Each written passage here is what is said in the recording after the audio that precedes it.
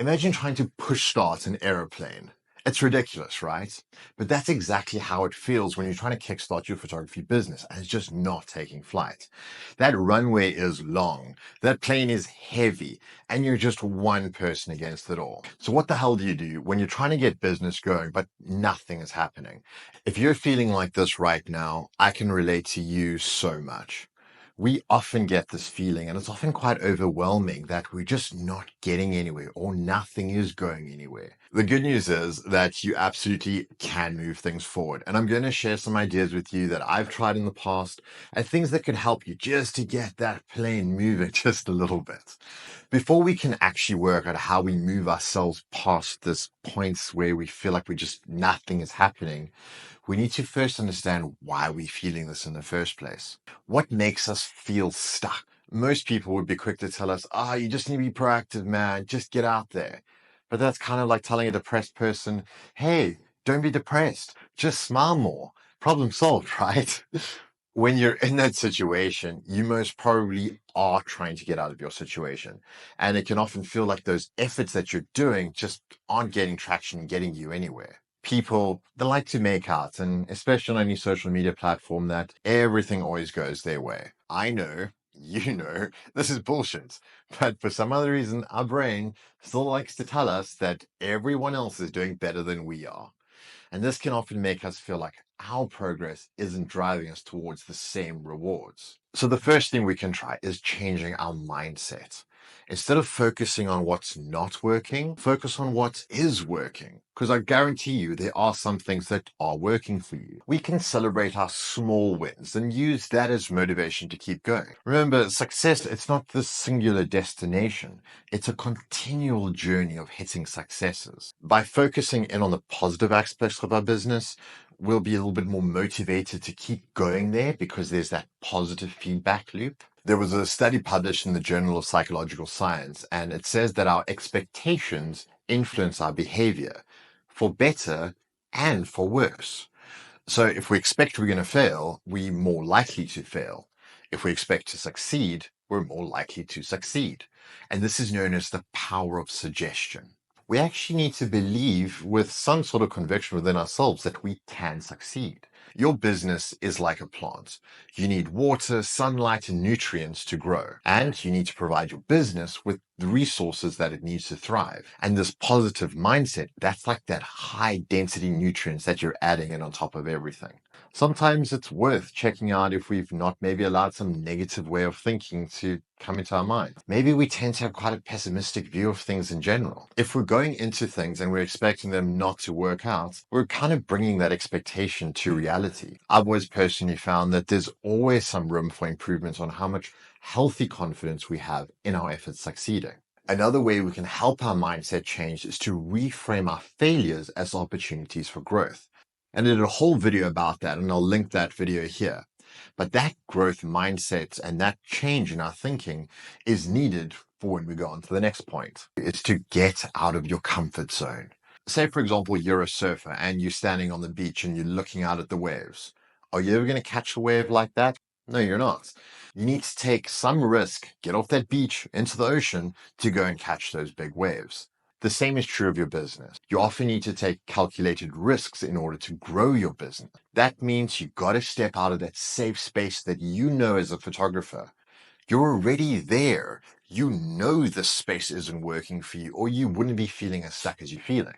Taking risks is scary, I know. And it's like jumping off a cliff into the unknown. You have no idea what's at the bottom, but at the same time, you also know that you need to jump if you're going to move yourself forward. So how do we take calculated risks to get us out of this comfort zone? Think of it as like a game of chess. You need to anticipate what your opponent's moves might be. Those could be industry moves, industry changes, and then plan your strategy accordingly. Very often, the risk of staying where you are is way higher than the risk of expanding. The second step is we want to evaluate what those risks are. You need to check the brakes before we just hit the gas and go full speed ahead. Evaluate the potential risks that we can see, and then determine the likelihood of those actually impacting us. And this is going to help us make slightly more informed decisions. It always reminds me of a sign that was up in my high school woodwork room right above the saw, which said, measure twice, cut once. We can always take a lot of the scary out of the risk if we can understand it. Measure twice. But also, we need to be prepared to adjust our plan if necessary. If you're on a sailing boat, you don't just go full steam ahead. You adjust the sails to catch the wind. So we want to adjust our plan as we go, and we can stay flexible. The third thing is we want to stay organized.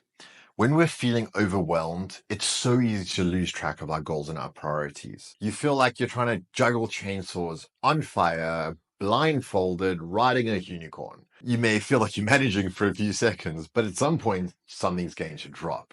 The polarity of chaos is calm.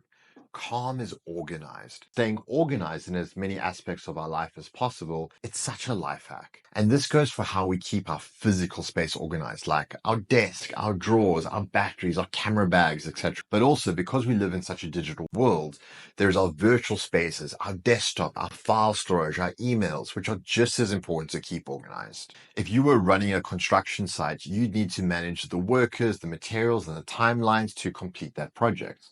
Kind of like us running a photo shoot. But you need to be pretty organized with a to-do list and systems to help you keep all of that together. We'll touch on some of the tools that I've been using in a bit. But let's start with that to-do list. To make a to-do list effectively, start with a brain dump of just everything you can think of at first. Just put it all down on a page. Then when you're done, split that into things that are important and things that are urgent. Remember, important and urgent, they're not the same thing. Sometimes it can be difficult to tell the difference, but urgent things are reactive type of thing. An urgent to do could be got to email clients by the end of close of business today. Could be about something of quite low importance. Whereas, for example, an important to-do list item could look like set my new price list for the new year so that when clients ask me for a quote, I can just send it off to them immediately. There's no urgency to this item, but it's very important to move our business flow forward. You see the difference? I did mention some tools for helping one stay organized, and this isn't a video about that, so we're not going to do a deep dive. For my contact management, that's people that I want to stay in touch with, clients, I'm using HubSpot, which is a CRM platform, because I like how it just integrates into my business Gmail suite with my emails, my calendars, etc. The other is Notion, which has a massive fan base as a platform. Incredible cross-platform integration that lets you set up just about any type of database that you can imagine. I can promise you, just with some organization, doesn't matter how basic, you'll start realizing that you'll feel so much less chaotic and things don't feel as out of control as they perhaps have been feeling. The correlation between clutter and productivity has been the subject of extensive research. There was a study conducted by the Princeton University of Neuroscience, and they found that clutter significantly impedes our ability to focus. On the flip side, a clean and organized workspace enhances our productivity considerably. So start with small organizational systems, one little system at a time. The fourth step to overcoming stagnation in your business is to get support. Starting a business can be one of the loneliest journeys that you can ever undertake. But be that as it may, it doesn't mean that you're actually alone. Surround yourself with people that support you and believe in your vision. You could try things like joining a mastermind group, attending network events in your city, or even make the investment of hiring a coach. Everything that helps you progress can be done with the help of others. Think of your business like a team sport. We're already used to the fact that when we go do a photo shoot, it's not just us that makes it happen. We have a team. Even if it's just your mate holding a reflector, you still need that team to win the game. You can't do it alone, nor do you have to. Don't be afraid to ask for help. You may just find that those that are willing to help you end up becoming the people that are your winning team members and they support your vision. They want to be a part of it. You don't have to be alone in business. The fifth thing, and this really ties everything we've been discussing and brings it all together, and that is taking action. Overcoming stagnation in your business will require you to take some action. Nothing will happen if you stay in this state of analysis paralysis. That's what they call when you just sit there and you just look at things and you just think about things, but you never actually do them. Don't be that surfer on the beach just looking at the waves. When you've done watching this video, for example, grab a notepad and start on that brain dump. Set a timer for 10 minutes, just 10 minutes, and just do that. It's so easy to do. Dale Carnegie has a great quote which says, inaction breeds doubt and fear. Action breeds confidence and courage. If you want to conquer fear, don't sit at home and think about it. Go out and get busy. So don't wait for the perfect moment or the perfect opportunity. Start with where you are. Start with what you have and take that first step. Progress is better than perfection. And that's something that I'm learning more and more every day, especially with something like this YouTube channel. Progress is better than everything being perfect. We've related your business to a garden already. So if you want to have plants growing in your garden, you need to actually plant those seeds. I've always found it's almost better to start taking actions in the small ways first. For example, saying to ourselves, we're going to focus on one task of getting in touch with just 2 potential clients today. The likelihood of you actually getting that done is far higher than if you said, I wanted to make $10,000 in a month. There's drastically different ways of how we can frame things for ourselves to make them achievable. Just like in life, everything in business is a marathon. It's not going to be instant. You need to take that one step at a time to reach the finish line. If you enjoyed this, you definitely enjoy these videos right there. I'm Seagram Pierce, and I'll chat to you soon.